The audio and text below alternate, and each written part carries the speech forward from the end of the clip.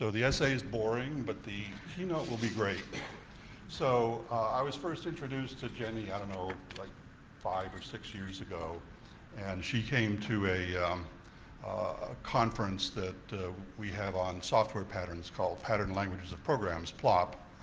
And she came to visit us because she worked with Christopher Alexander for a number of years. And she came to sort of straighten us out on what he was talking about. So she's, if you look at your own credentials, we take the union of all of your credentials, her credentials are the exact opposite. So she has degrees in linguistics, anthropology, ethnography, economics, Eastern classics, stuff like that. All of her education is in France and in French. And so part of what she's going to talk about today is what Alexander was getting at, and most of you were not at the keynote he gave in San Jose in 1996, where he basically chastised the software community for not understanding what he was doing. So, with that, let's welcome Jenny.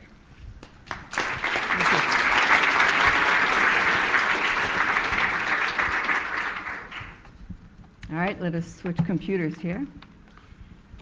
And can you plug me back in? We're going to try.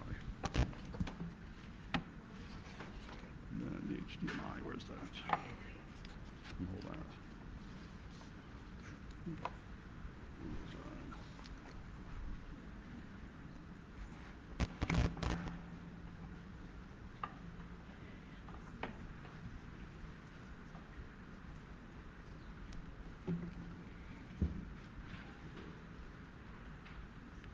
All right, we're plugged in. So what I've been told, or why I was invited, was there's a tradition here that you have this conference and you're all techie types. But the tradition is that for the opening keynote, you invite someone who's not of your community to talk about something off the wall, and then you are invited to take this as a breath of fresh air and see what you can do with it. So, your off-the-wall topic is beauty, and we have about 50 minutes to explore whether you can do anything with it. Okay? I did ask about you, and so I've been told that this is a pretty wide range of skill sets within computer science. I was given a very simplifying metaphor. So I was told, well, think of it like a ship. And some of the guys there, they're like the people in the boiler room. And they're mechanics, and they know how to make the thing chug along.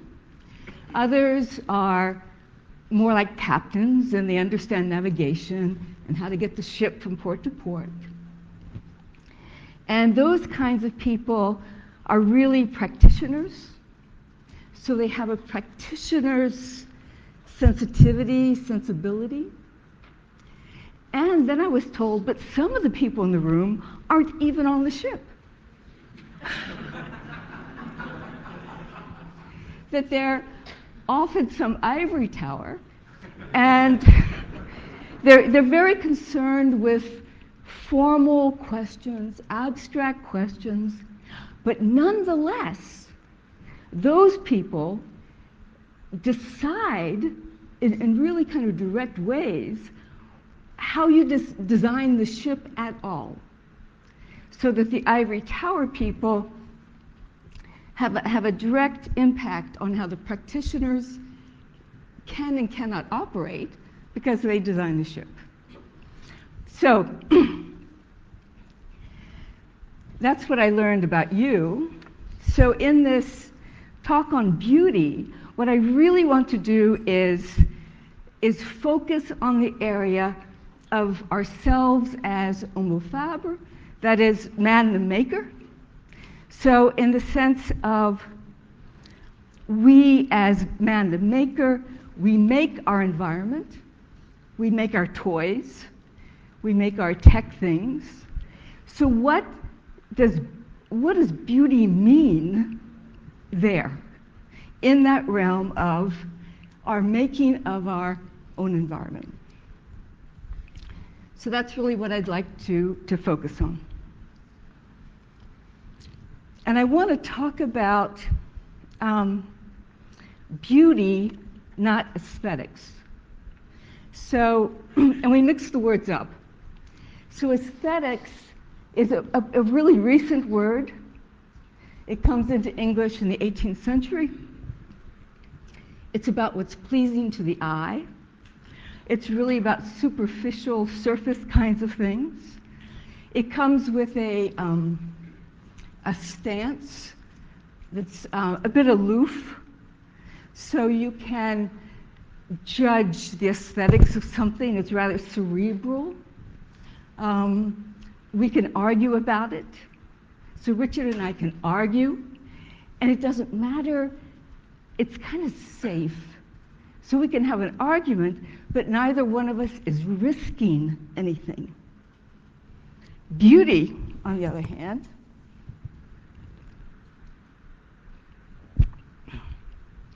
excuse me, is an old word. And it's always connected with a sense of goodness, innate goodness, and it's about substance. So the connotations of beauty, unlike aesthetics, is that it's much more visceral, not head, but gut. It has a generosity to it, a vulnerability to it, and an intimacy to it. So it's a really kind of different word, and we're going to focus on beauty. So to give you a quick example, a very old-fashioned one, if I go to old material, and I'll take the old fairy tale of Beauty and the Beast, and you look at that. So Beauty and the Beast, the main character in the story is Beauty, not because she has a pretty face, but because she is goodness. So it's this embodiment of goodness. And when you read this story, it's not Walt Disney. When you read the old story, Beauty has a bad time in life. Her family has gone broke. She's with the rest of the family struggling with poverty. She's doing her best. And Dad says, I got to go into town, honey. What can I bring you? And she doesn't want to make things worse. She doesn't want to ask for anything. So she says, Dad, just bring me one flower. That's all, just one flower. So Dad steals a flower, gets caught. And having gotten caught, the story goes on, is then forced into marrying her off to the Beast. Beauty then discovers that the Beast has incredible qualities, and he is well worthy of her deepest love. So in this story, and we'll see it all through what we're going to look at, Beauty is connected with a sense of goodness and actually with a sense of problem solving. So in this old story, Beauty has to problem solve her way through life. All right? So then, the topic, just to make sure we're all on the same page, we're looking at beauty as it emerges from problem solving in a human context. And you can be the tailor making a suit, you can be the mechanic in the boiler room, you can be Yves Saint Laurent designing the suit, you can be the mathematician in the ivory tower, but we're all engaged in problem solving in the human context. That's what we're going to look at. I want to kind of stand on the shoulders of two giants. The first is Chris Alexander, who all of you know at least by name, and some of you know more or less his material.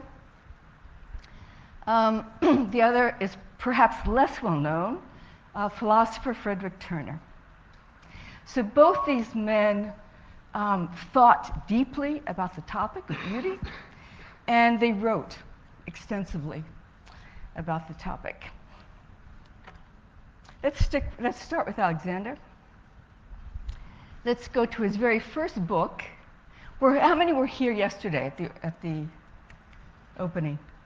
Okay, so this book came across the slide for about 20 seconds yesterday morning.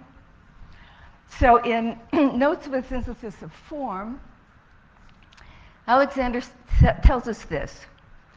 In a design problem, so when you are trying to make something beautiful, in a design problem, you have to find some kind of harmony between a form and a context. That's what you're doing. And he says, but both those two things are intangible. What you're trying to design, you don't know what it is because you haven't done it yet. And the context you're trying to match it with is so complicated and so complex, you can't really know what that is either. Okay, guys, where does this leave you?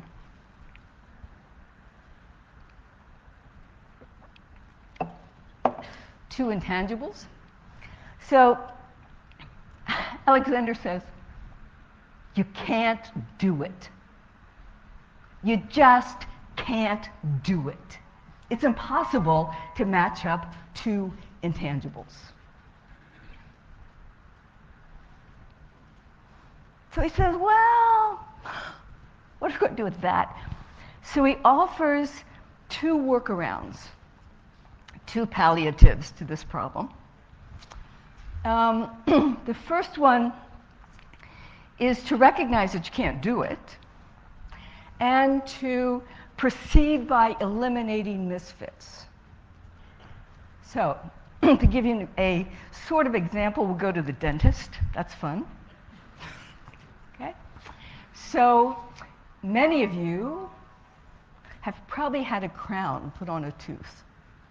So we'll use that. So when you have a crown put on a tooth, the dentist, a good practitioner, he can't really do it. He can't make you a perfect crown. So what he's going to do is make you sort of a crown, take a glob of cement, and stick it on your tooth. Then he's going to take that piece of blue paper and have you bite on it. And then the blue paper leaves traces of ink on the crown, and then he shaves that away, and then you do it again, and then you do it again. So by repeat honing, you come closer and closer until you get to a crown that fits the teeth around it in your mouth. But you get there not because you can design it up front, but because you can eliminate misfits. So he suggests that this is a major approach to design. The other workaround is he says the best thing to do is to keep the power to change, the power to correct the misfit, keep that power of correction as close as possible to the actual thing. So, for example, here's this nice gentleman. He owns a house. He has a backyard. His wife has been nagging him a while. And he says, okay, it's true. The best thing I can do to improve my house, to make my house more pleasant, more livable, is to brick in that back patio. Okay, my guy, do it. You get some beer, you get some buddies, and you go do it.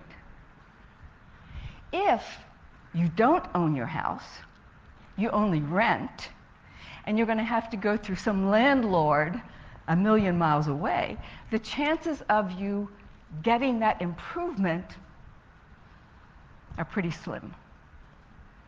All right. So, so in Alexander's first work, these are his two main points. Figure out how to eliminate misfits and come closer and closer, and keep the problem solving close at hand. So I would have thought, not being a technical person, that both these ideas would be relevant to computer science. But I came across a rant, a blog with a big rant by computer scientists who I met yesterday and who's actually sitting here, which is ever so nice. So here's a rant by Jonathan Edwards. And the rant says, we don't replace and repair. We don't evolve. Software enshrines mistakes. We're doing the opposite of what I just discussed. And so according to this rant, the way you people proceed is there's a problem and you put a piece of duct tape on top of it. Then you put another piece of duct tape on top of that, and a piece of duct tape on top of that, until the whole thing sort of rots and goes away. Okay, so I mean, this is Jonathan Edwards' rant. It's not my rant, it's his rant. But I recognize it as fundamentally important in terms of beauty if we're going to listen to Alexander. So I would invite you, because you have a few days together, to consider this rant worthy of a real discussion among you as professionals. Let me stay with Alexander for another minute.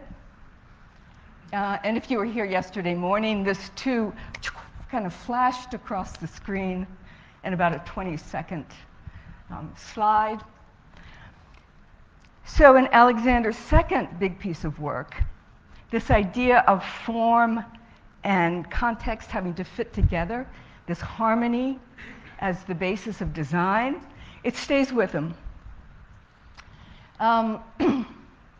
And let me tell you a tiny bit about the history here.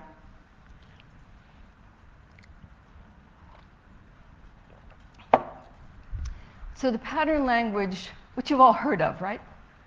Yes. Okay. Goes back to the 70s. The history of it is that the American government put out a request for proposal.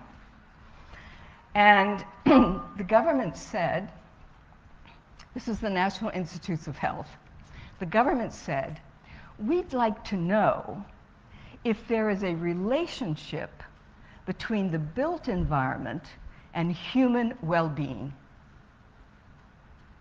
That's the request, the question. And this group from Berkeley, including Alexander, they answered. They said, you know, that's an interesting question. We don't know the answer. Furthermore, we have no idea about how to go about answering such a question. We have no methodology. But we really like the question and we'd like to try. And on that, they got the job.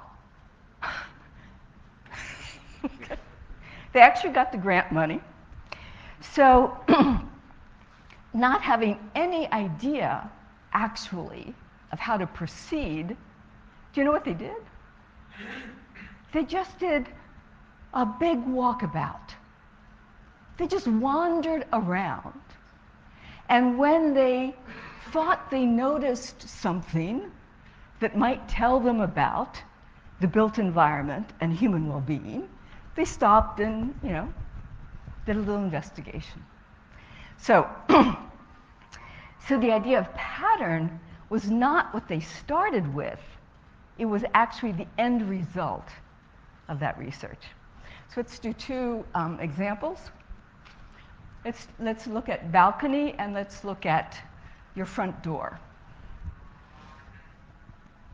So they're wandering around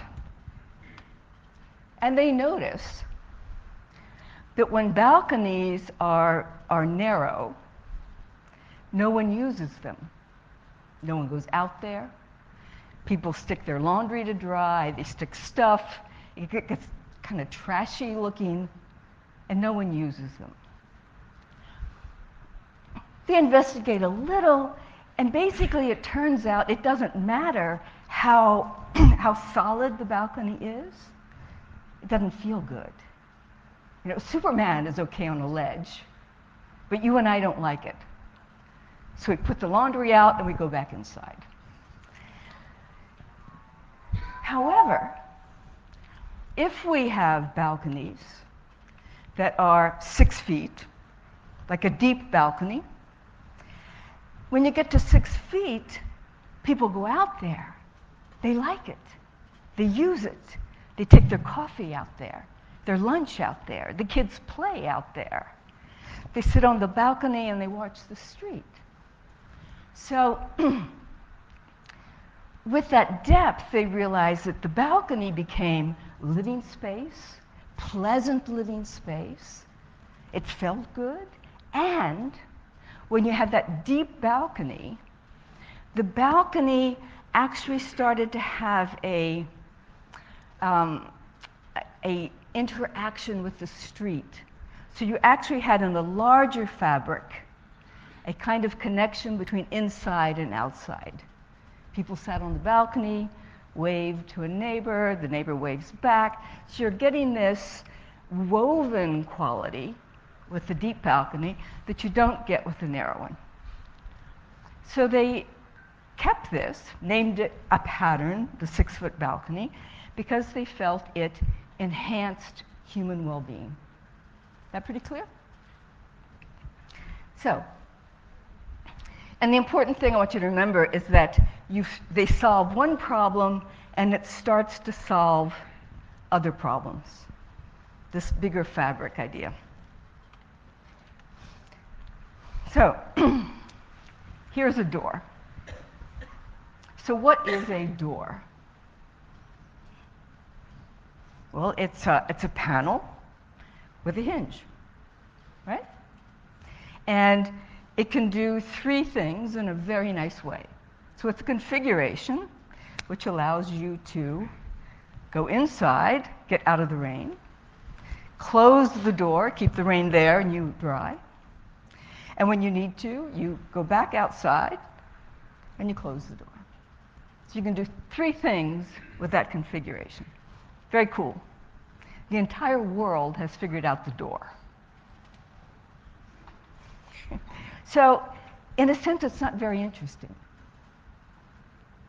So when you're doing pattern work, what you are constantly doing is looking for situations which reoccur. That's where you want to invest your time and your energy and your thought.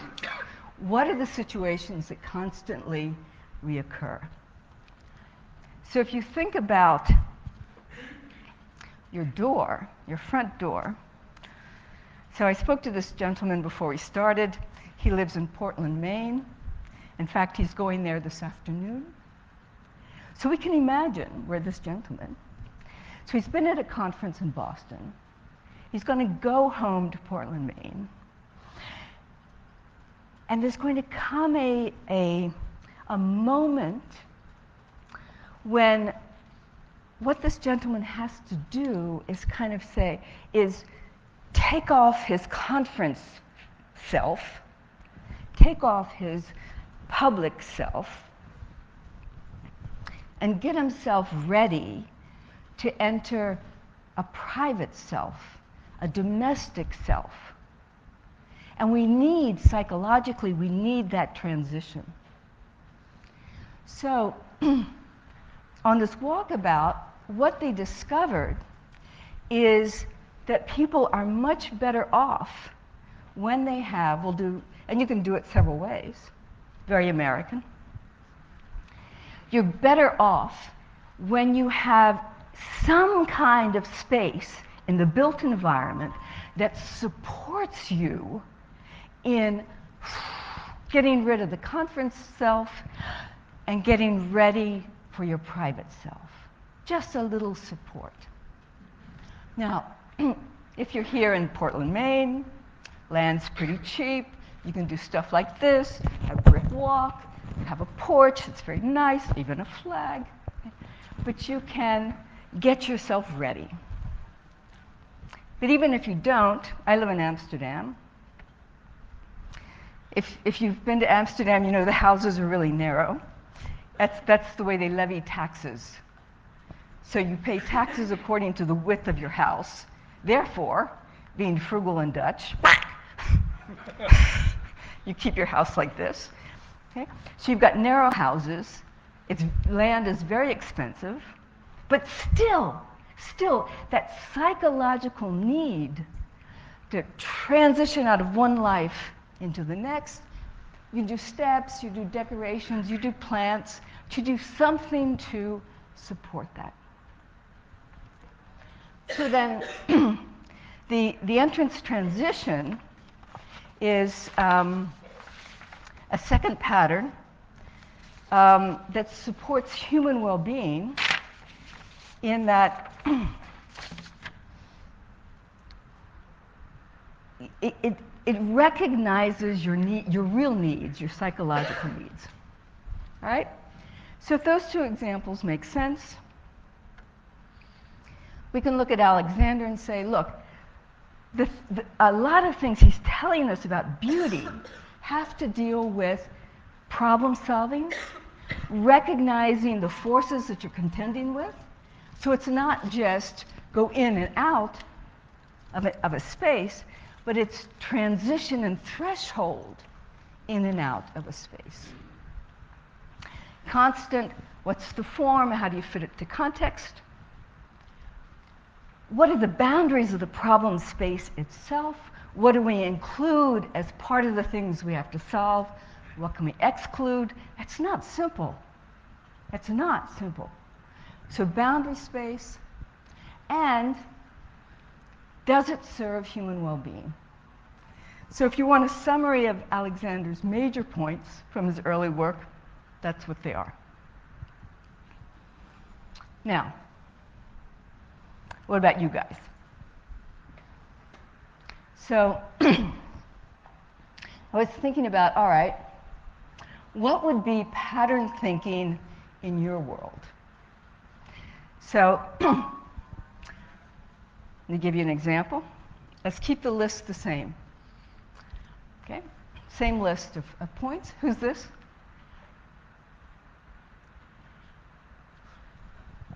This is John Seely Brown. Okay?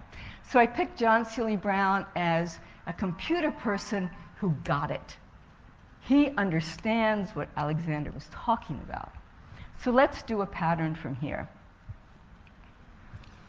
So we start with a misfit.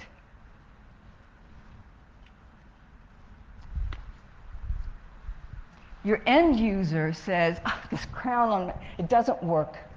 I've got a toothache. Your end user says, I don't like all this tech stuff. It's overload. I'm tired of all this overload. I'm exhausted. It's the phone. It's the email. It's the WhatsApp. It's the tweet. It's the pop-up window. I just feel constantly bombarded by all this tech. I don't like it. So, is the problem too much information? Well, is it true what the people are saying? That the technology is a technology of bombardment. Your attention, your attention, your attention. Yeah, it is. So, John Seely Brown then says, well, they're calm technologies. A calm technology would be reading.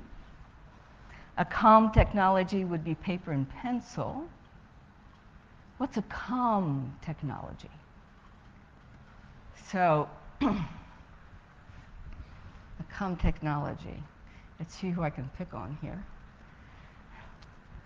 You're a good person to pick on. So there you are. You're driving your truck, okay? Can I be invisible? That would be calm. Okay. You're driving your truck, and at the center of your attention is maybe the road signs, maybe it's your conversation with your buddy, but you're driving your truck, and there are engine noises. They're there, they're fine. You don't have to do anything. But all of a sudden, that engine says clank, clank, clank, clank, clank. So what are you going to do? Get out and fix it. Get out and fix it, he says. Okay. So you're driving your truck, and you have the power to say, clank, clank, clank, the noise has changed. You have the power to say, I'm going to take that sound out of the periphery that was just there. I'm going to put it in front of me, and I'm going to see what's wrong.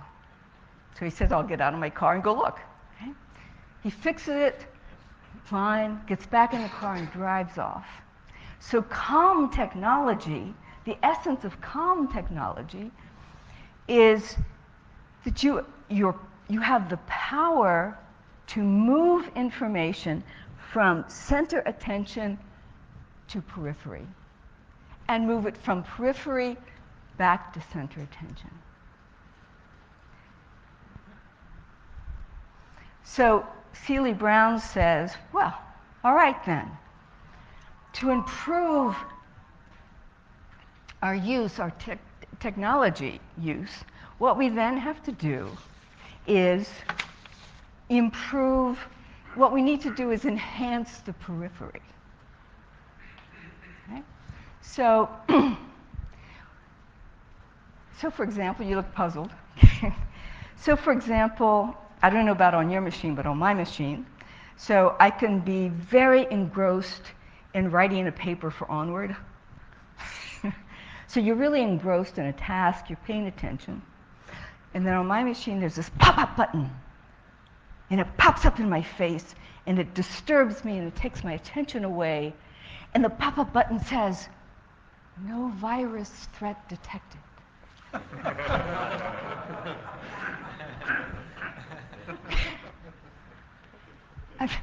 Okay, so that's bombardment, it's useless, it's bad design. Calm technology, replace it with a little green button somewhere in a corner that just says, it's okay, everything's fine, move along. So it's calm technology and empowering the periphery is don't load center stage when it's not necessary, keep it out there. And when you keep it out there, you actually can afford more information. So he'll point out to us, for example, that a video conference technology is a calmer technology than the phone, and a much richer technology. So you have a lot more information, but it's in the periphery, and it allows you more subtle information about how to be interacting appropriately with the other people. So that's what calm technology is that enriching more information, but in a periphery that you can control. That is pattern thinking. It's really good pattern thinking.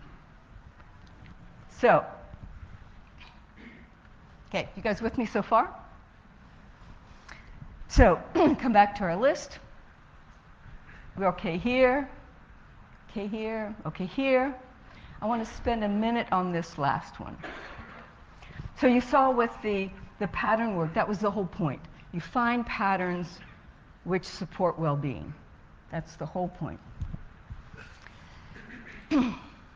So, as Richard mentioned when he opened, there was a point, 96, I think, when Alexander stood here in front of this audience and gave the keynote.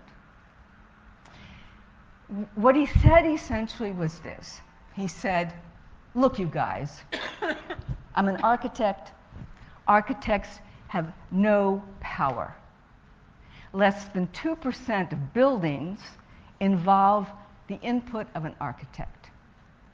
We can write, we can talk, it's blah, blah, blah. He said to you, the audience at that time, he said the people who have the power to influence how well we live in today's world, that's you and you and you and you. So he recognized that his world had no power and your world did. And then he said, I look at your work and I don't see any moral component. That's pretty heavy. That's really pretty heavy. And he essentially said, he called you in the keynote, he called you a bunch of hired guns going to the highest payer. That's pretty heavy. Okay. So he maintained, continues to maintain, that with the power that you have comes a moral responsibility to think about human well-being. That's your job. And you ain't doing it, was the message. Okay. Let's look at a small example. So let's take the small example of the tiny bit of technology of the missed call. And let's go to the third world. Okay. So a missed call in Africa is called a beep. In Pakistan, it's called a flash call. But you travel around these poorer countries, and people are poor, but they're not stupid. So in these countries, people have recognized that the missed call technology is a little gem, and that with a missed call technology, they can enhance their own well-being themselves. So in these countries, they have their human communities. Those are living systems, complex systems, and they can take this little bit of technology and harmonize their relationships.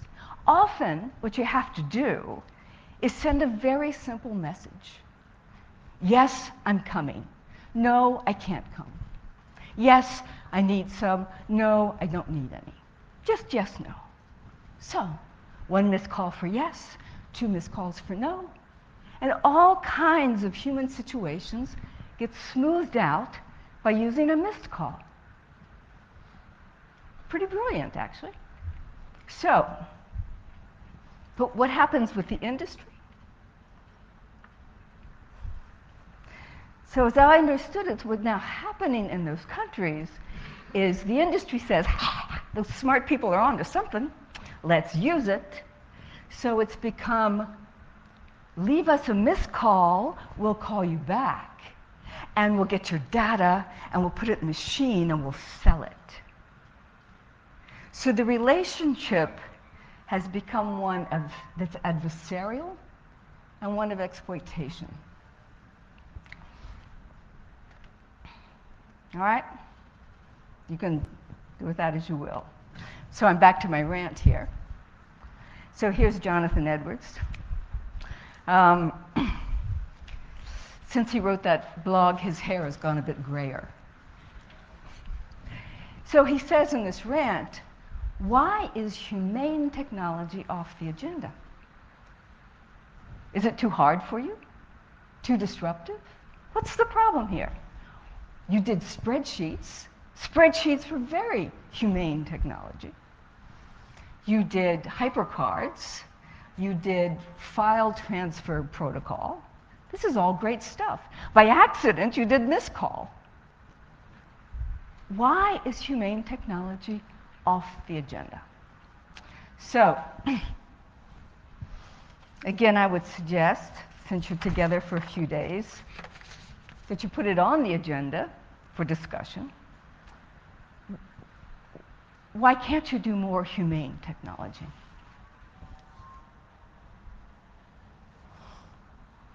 All right. And before we leave the pattern world, let me just do a postscript. Okay? So as I've understood your history, so this whole pattern thing was supposed to be the great answer, you know? And it got sidetracked. And I've been told it got sidetracked notably by people like this, who are apparently called the Gang of Four. And they wrote a book called Design Patterns, which has to do with one of your languages, C++. And this must be a great conference to follow from year to year. So a few years after Alexander called you hired guns, there was a trial. And these four guys were put on trial for having missed the point, for having taken pattern material and reduced it down to bug reports about a language and really missed the whole point. On a lighter note, one of them actually left in the files. It's kind of fun to read. One of them left. So they're accused of treason against your community. They're accused of treason. They're found guilty, and they admit guilt. And one of them left a signed confession saying, "Yes, I'm guilty. I'm so, so sorry. Please forgive me. I poisoned myself with too much junk food." Nonetheless, okay, guilty or not, as if I understood it, the younger people coming into computer science today, they don't read Alexander, they read these guys. And they miss the point. All right. Let's go to my second fellow here.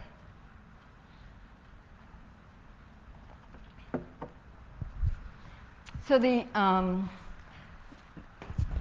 second person, Frederick Turner, gives a definition of beauty, which he defines as a creative force that transcends and opens. So he's going to stick with this theme of problem solving. We're problem solving. And he's going to stick with this idea of goodness. Okay? But he really works at an aspect of things. He says beauty lives at the edge, that it is an emergent quality that has a time to it. Okay? So, how many of you know Yogi Berra? Actually, not that many.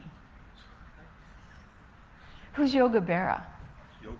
Yogi Berra. Famous Yankees player who became famous for his verisms. Okay. A Yankees player who became famous for his verisms. So he made the world laugh. So he would say things like, "Nobody goes there anymore. It's too crowded." Okay. Or he'd say, "I go to other people's funerals, that way they'll come to mine."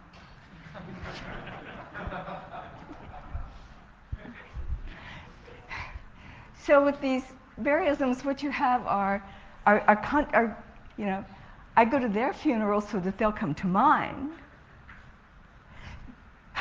You recognize the contradiction, you don't destroy either side, and you transcend by a laugh.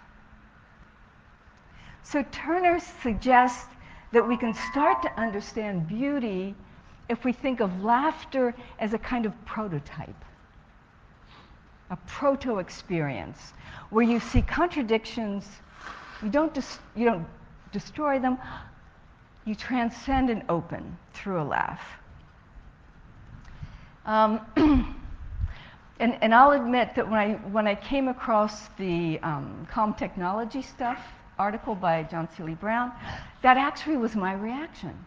Like, of course, how appropriate. How fitting. And it's kind of a sense of laughter. So as you're working over the next weeks, pay attention to when you have that, yeah, almost a laugh of course, how appropriate, how fitting. Okay. So this guy Turner, he gets really edgy about the edge. He really pushes that edge stuff. So I want to run you through an example. So your problem space in beauty is always living at the edge. It's that edge where this meets that, you accept, and you open and transcend. That's it for Turner. Is that moment is the beauty moment. So he takes something pretty fundamental here. He says, look, we have two sides.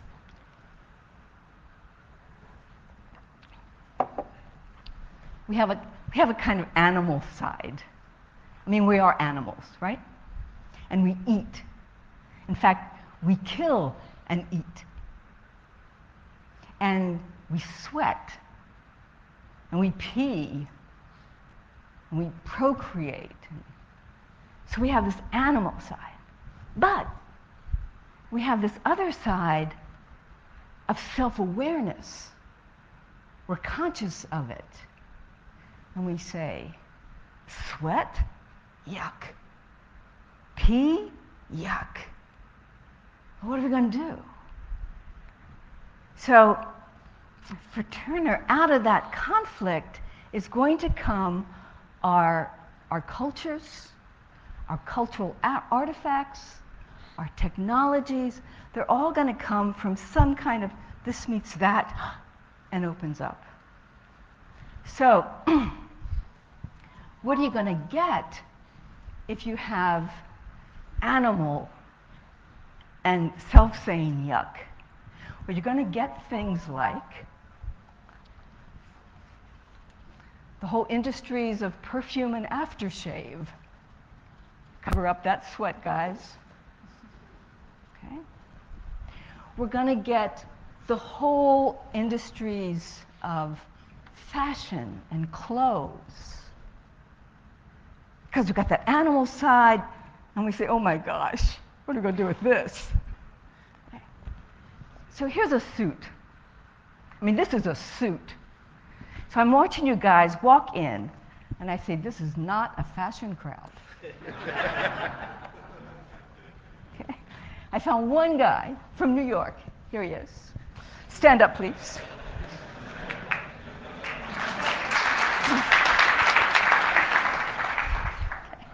So the suit, okay, you can stand on up here. Come on. You're great. So I just want you to note here, it's excellent. So the masculinity of the shoulder line, the Neolithic hunter. Okay? But you got to cover it up too. So you want to be a Neolithic hunter, but you got to cover it up, and you'll give it a little boost with the shoulder pad. But this is important for your next job, interview. This shoulder pad comes here, and the sleeve falls straight. Otherwise, we'd know you were a fake, and it wasn't your Neolithic hunter's shoulder, it was a friggin' shoulder pad. That's not bad. It's a suit. That's not bad. Yeah. Because what you don't want, okay, is a divot which is going to give you away. Okay? So this whole thing of the fashion industry is playing that edge of the animal, the awareness, right? So I'd like to have you share with you 2 video clips. Because one of the other things that comes from, okay, you got the conflict, you open up, you have creativity. I want to show you two clips of dance. Okay? The first clip, they're 1 minute each. The first clip is of the tango, which is the ultimate in kind of this animal sexual interest, awareness, control, dance. So as you watch this clip for 1 minute, what I want you to pay attention to is how much the two dancers are working the edge. They're really working that edge, giving an expression to that conflict and how it can actually create a beautiful form. And they do it through the choreography, how they match it to the music, their fine control of their gestures, how they interact with each other. This is what they're doing. They're working that edge. Okay? So here you go. 1 minute of tango.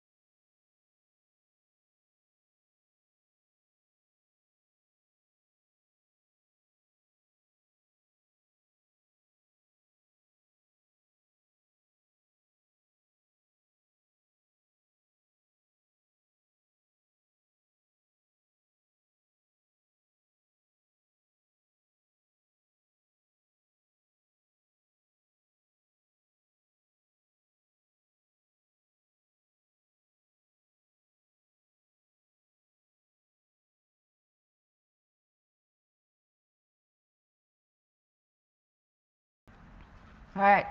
So did you notice how good the suit was, or were you watching the dress with their leg? All right. But you see what I mean? I mean, that working of that edge. So here's another 1 minute clip of a dance, of a geek dance. And we have some dancing geeks in the room, so we can ask them about it later. So I found this very interesting. So in the geek dance, which apparently is popular in Stanford and here in Boston, there's a combination of dance plus computer program commands. And the caller in the square dance can do programmer kinds of things and tell you, for example, to do a move and a half, or this call is an argument for that call. So there's this relationship between the caller, who's like a programmer, and the people then here who have to meet requirements. So, and what I want you to notice in this 1 minute clip is how un-tango-like it is.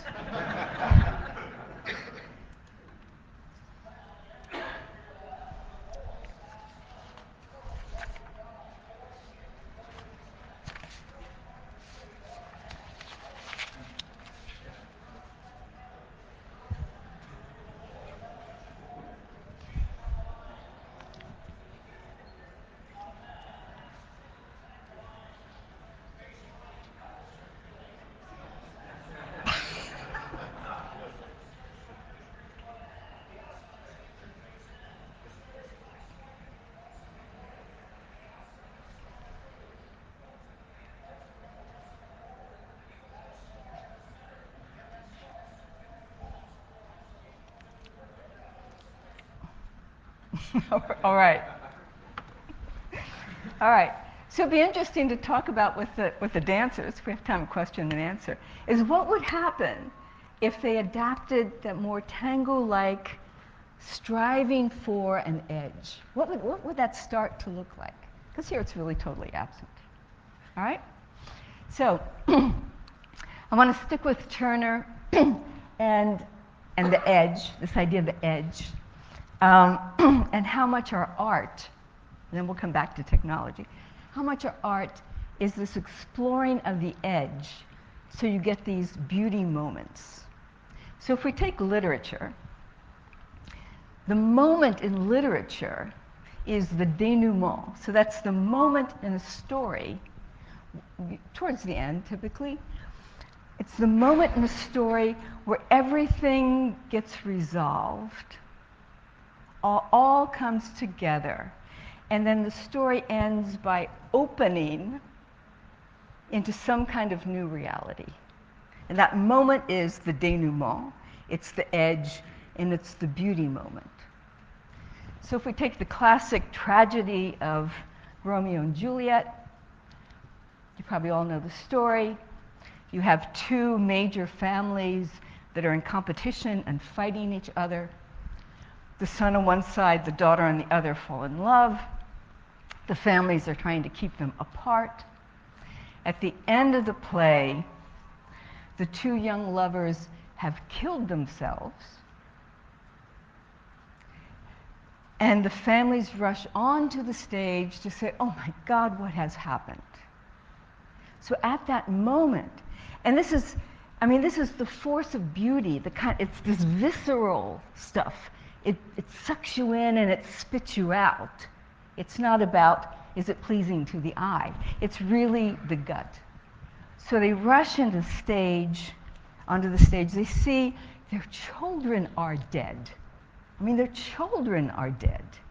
And in that moment, they relinquish their feuding, and the play ends with a new reality of peace, a tragic peace, but nonetheless, a new reality has emerged. And that's the moment in literature, of that edge and the opening, the transcending and opening. If we look at painting, the fine arts, it's the same kind of striving.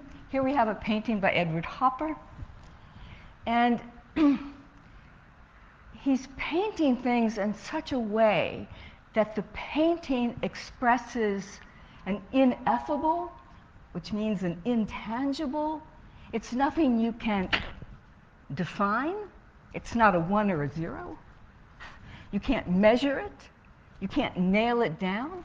Nonetheless, it's there. It has presence, and you can feel it. And you don't know where it is. It's not because he painted an empty street or this guy has his back turned, but somehow the way all these things come together, it tells you about the human condition. Okay? And you can all kind of recognize that. It's telling you about the human condition, something about it. So look at a couple of other ones with me. Here's an Inuit mask telling us something about the human condition, an intangible.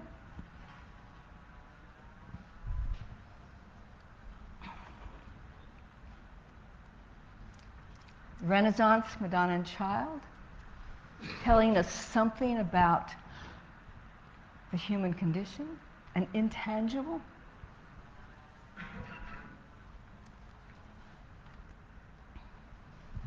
Architecture, Japanese, and I'll come back to Alexander. So you've probably all heard this expression, quan, the quality without a name. Well, this is what he's talking about. He's talking about the ineffable. And he's saying really, really good architecture, great architecture, is architecture that allows this something, this intangible, this ineffable beauty to come out of it. And you have to be a pretty good architect to pull it off. But that's the mark of great architecture. And he tells us, I'll take this is Istanbul.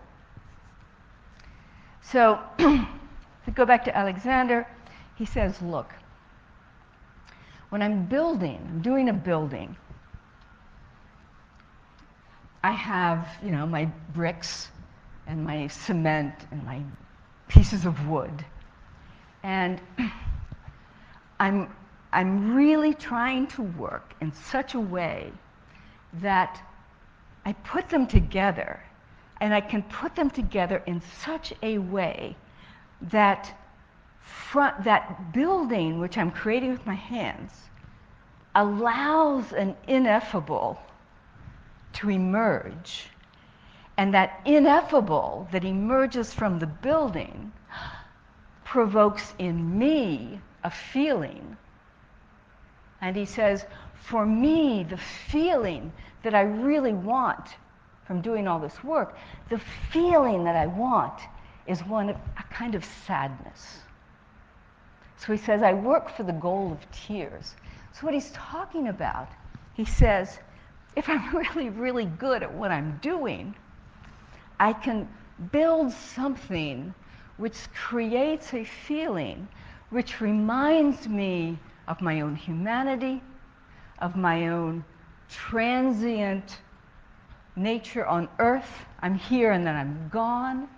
And that brings a sadness. He's not saying sad boo-hoo-hoo, but he's saying an awareness of his own vulnerability, his own presence. And he says, that's what I'm working at when I do architecture. So there's also, for the ivory tower types among you, there's a long quote by Bertrand Russell, and he's talking about mathematics. And he says, he doesn't talk about it in the same terms as Alexander, but he says, when I see glorious mathematics, he says, I see beauty in that mathematics. He describes the beauty as cold, kind of stone sculpture, cold. But he says that beauty in the mathematics evokes in me a feeling of exaltation. Okay? So he's talking about the same thing. So, ladies and gentlemen, so kind of for me, the takeaway here, the takeaway question that I put to you is, I understand you're all problem solvers. I understand that you all deal constantly with this difficulty of what is the problem space? What do we include? What do we exclude? You all have to deal with form and context. So you're all dealing with this question of add duct tape or repair and replace. I will stand by Alexander's statement that you are responsible, given the power that you have in the world today, that makes you responsible for the value of human well-being in your work. And therefore, you're all creative workers at the edge. Wherever you are, you're working an edge. So for me, the takeaway question, you don't build buildings, but you build stuff like models, right? So when you are doing your models and the kinds of work that you do, are you working in that way that Alexander's describing, that Bertrand Russell's describing, that you work in such an intense way that you are provoking an ineffable that can come back and tell you that you're doing a damn good job? So for me, that's really the takeaway question for this morning. So I'll leave you with that. And if it was an oddball subject or not.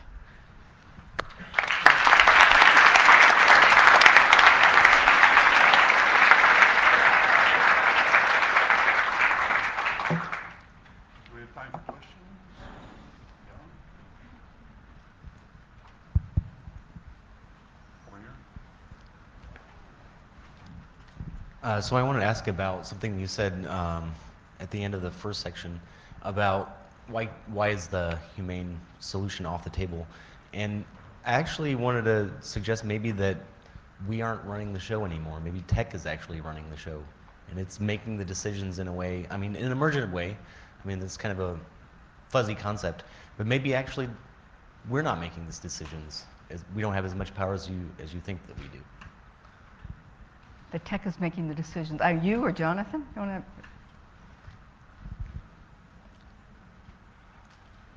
In the end, we're building stuff. And so we have sort of a responsibility, I think, to, if we believe that the technology is harming human well-being, to somehow say no, or to somehow redirect it.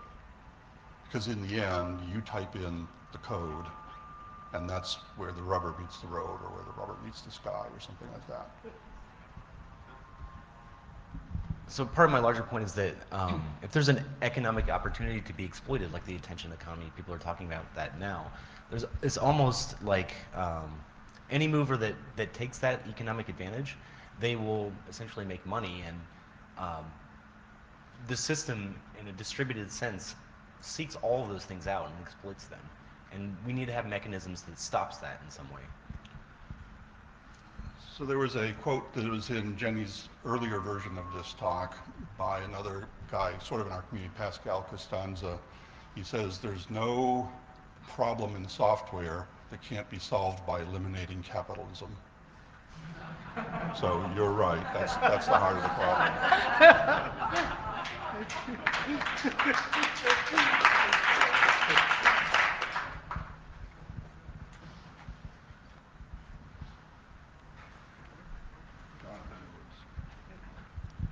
Thank you for that.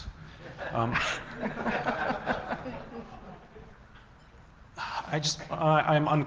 left uncomfortable with Bertrand Russell's beauty. Okay. I think all of us know it very well. It's mathematical elegance, and it is beautiful, and it is exalting, but it is inhumane. It's a crystalline, pure, lifted out of all human issue, beauty, and it has led us sometimes perhaps in the wrong direction. So I'm looking for a different standard of beauty, and I don't know, and I wish someone else would suggest one to us. Thank you for your help.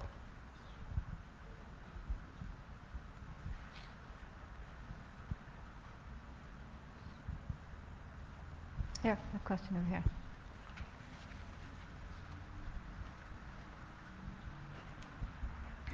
So I was wondering, given the lack of suits, if you would have any ideas why it is so hard, especially for computer scientists, to live on the edge. Is it because we're scared of our human nature? Woo! I'm quite sure I'm not the one who can answer that. Richard, do you have a... Well, I'll tell a story. A story is usually a good way out. So Alexander has a thing he calls the test of the self. What is it called? Mirror of the self. Mirror of the self. He has 2 carpets, and he has you look at them, and you have to decide which one is the truer picture of yourself. You in all of your humanity, all of your virtues, all of your faults, the thing that makes you feel the most human. Pick one or the other. And this is part of his idea that Quan, et cetera, is basically objective. So I've given that test to computer scientists, to physicists, to chemists, to writers, to janitors, to hundreds and hundreds and hundreds and hundreds of people. Every one of those groups but one always pick the one that he says is the true picture of the self, and the only group that doesn't do that is us. So I don't know what it is, but it's there.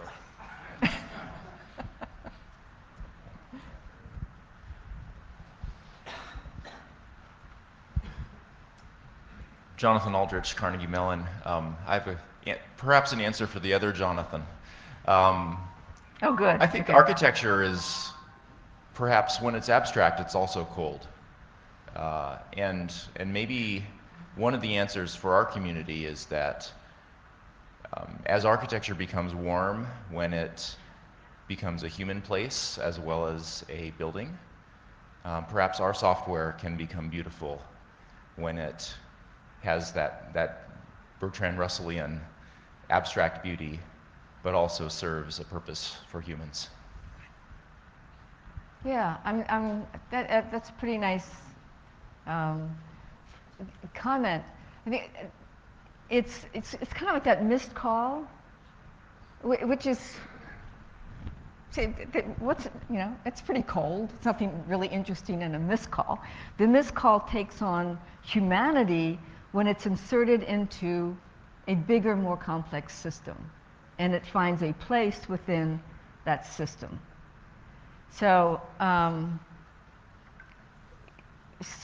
often think as a kind of an end user that what's the problem space when you do your work? Is it just the miscalled technology, or is it the miscalled technology within a context of humanity? And if we haven't got the problem space correct, then we'll screw up.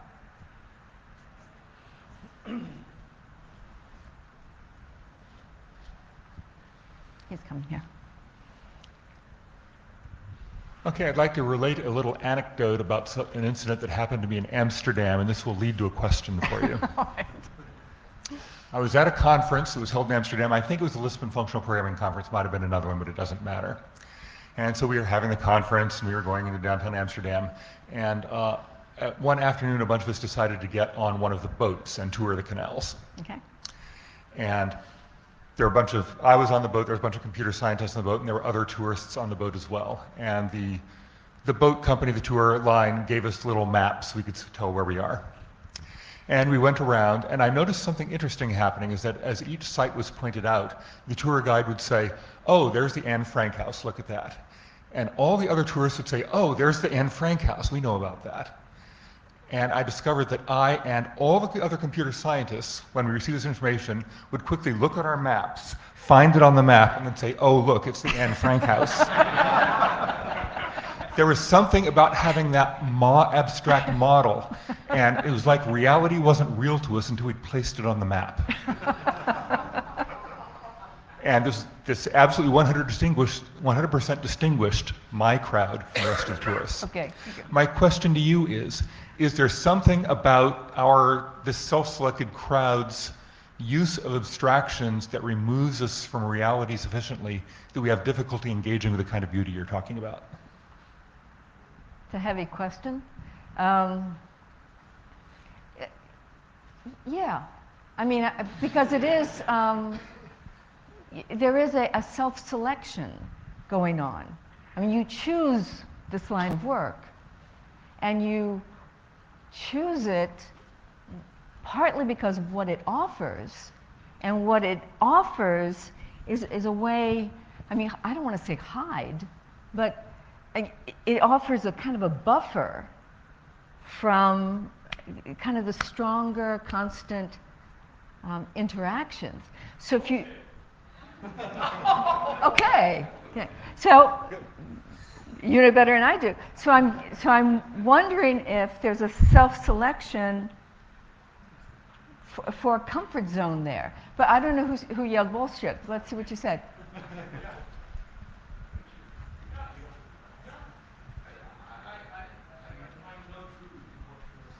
Okay. I find no truth in what you're saying. I just want to call bullshit when I hear it. That's fine. No, I mean, I don't see how this in any way removes us from a stronger connection or like being human or interacting with other people than anyone else. I mean, sort of sitting in an office and filing papers all day doesn't seem to be much more, let's say, humane than standing in front of a whiteboard and discussing with students about a problem or trying to teach people how to build software. I think what we do 95% of the time is communicating with other people about stuff in this field. So we're very, very humane in that matter.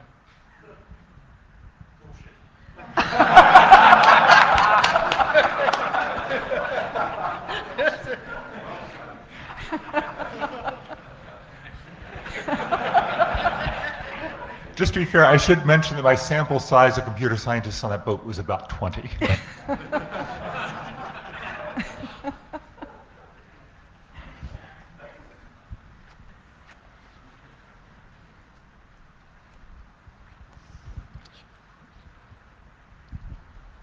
Hi, I'm a kind of some engineers in the boiler room, and your talk resonate me with that sense of this kind of beauty happen when I work with my coworkers.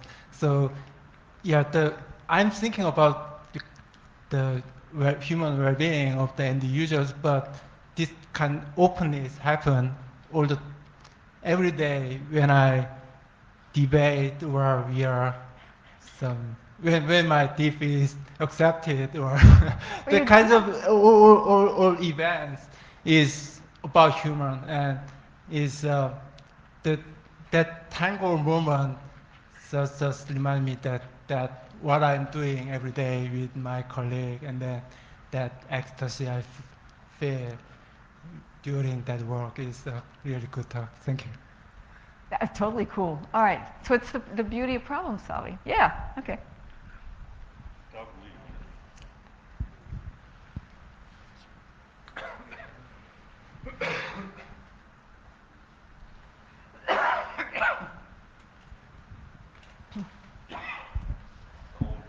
Hi. So just as a data point, we just did an alumni survey of our graduates and discovered that about 70% of them reported at least occasionally facing ethics and policy issues in their daily life. And we have a very engineering-oriented program. As a consequence, we stopped making our ethics and policy course optional and made it required.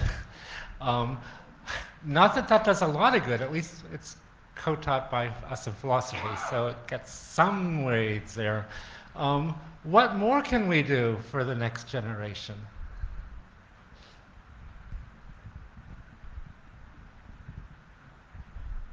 Do you want to answer?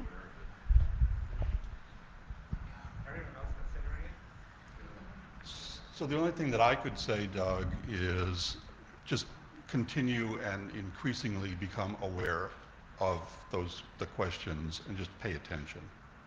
And so once you realize there's something to notice, then you can start to notice it, and then once you notice it, maybe you can do something about it. So there might not be some magic set of instructions like a weird square dancing call, but just keep on bringing it to people's attention. Maybe encourage people to be a little bit more diverse in the kind of courses they take than just nothing but hacking and engineering and stuff like that can help. Send them to a museum. Send them to Anne Frank's house.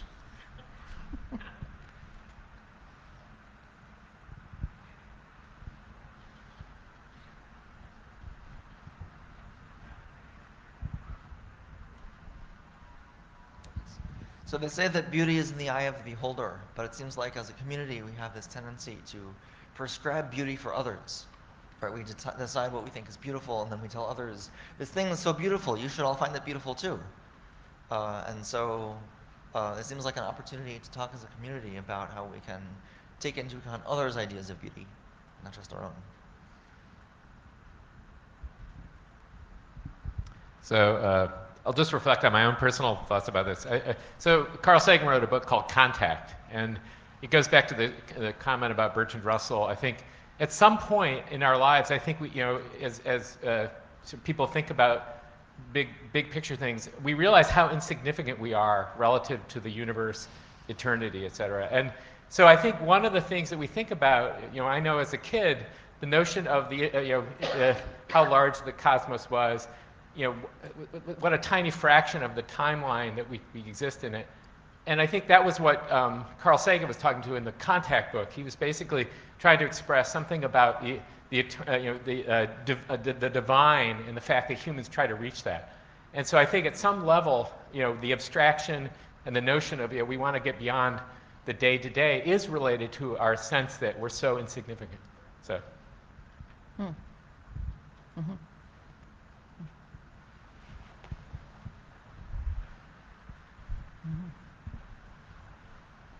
Just crossed to my mind. A proposal inspired by what Doug Lear just said is sometimes we're not fully aware how much this world of ubiquitous computing is changing society. It's changing it deeply. And I think everybody who's over 40 probably can relate.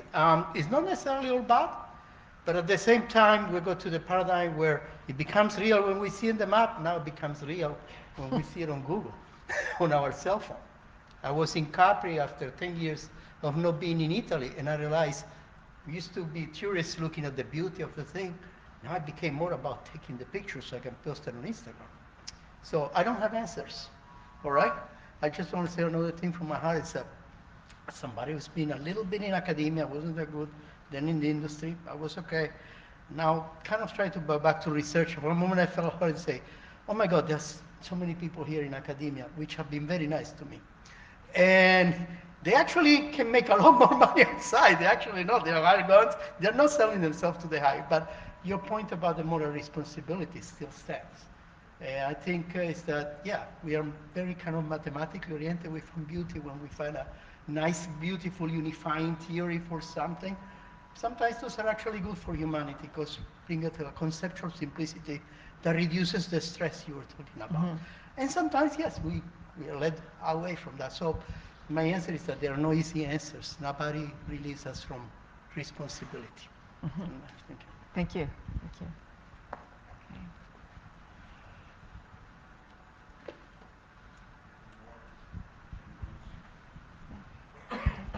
I got the mic. You got the power. So when we look at the papers that we write, we say they're all different, diverse and all that, but the way we write, all of them have the same pretty much structure. Abstract, introduction, background, techniques, maybe a discussion, related work, and evaluation, conclusion, right? I mean, we say there is beauty and all this, great, but somehow there seems to be a not welcome attitude when paper is written in a different way.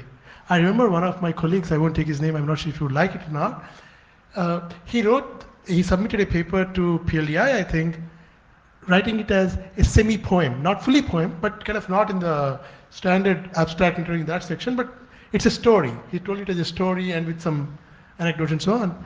And the criticism he got, oh, this is not standard, right? Yes, there is advantage of having standard in this, but as a community, do we want to stick to only one way of presentation which we understand well? That's something that we have to think about. So it's appropriate you're asking that here at the Onward keynote, because Onward was created precisely to create a place for those other type of papers.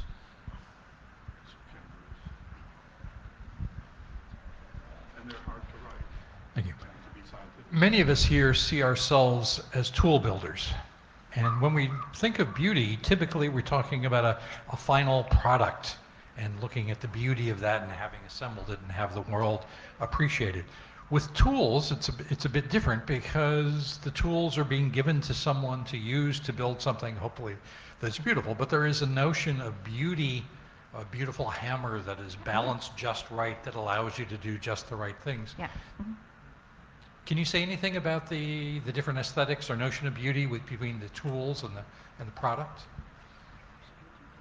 So Alexander looked at that, right? He described the centers and stuff with the Japanese chisels and all of that, the nature of order. Yeah, he does. Yeah, so tell them that. Oh, I don't know about that. You'd be here for another 3 days. But, yes, I mean, a tool in itself can be beautiful. And if you look at the Alexander's work, which I did not talk about today, which is the later work, he delves into that quite a bit. So the tool itself is an object which can be beautiful. And then with the tool, you're making other objects. And your ability to make the tool actually then determines what the next guy can or cannot do. And it's an incredibly powerful moment about what that tool is actually like. But to go into centers, I mean... Don't go into centers. No, you're here 3 days. Okay. But thank you for the question. So this whole other concept that Alexander has of habitability, and so the tools that you're building are where the developers live. And so that's like their built world, the one that they're inside of. And so they probably are uncomfortable on narrow balconies as a tool metaphor. And so I think as tool builders, we need to make the tools as habitable, as comfortable, as adapted to human well-being as we can make them.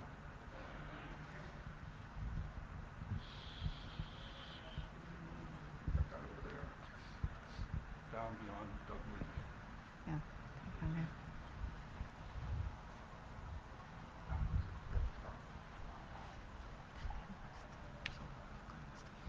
But, I mean, I thank you not only for the questions, but for taking the talk so serious, so much to heart.